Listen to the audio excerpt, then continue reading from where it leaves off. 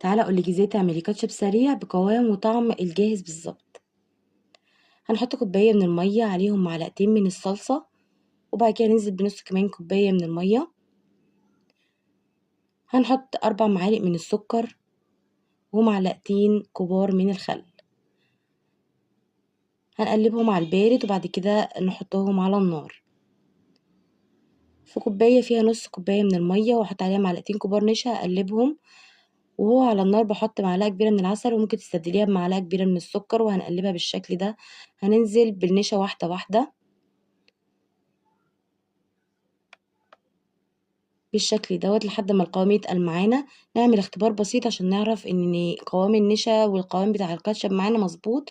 بنحط معلقه بالشكل ده وبنعمل خط كده، لو الخطين لزقوا ببعض يبقى لسه عايز نشا تاني. في الاخر بحط ربع معلقه او على حرف المعلقه كده ملح ليمون.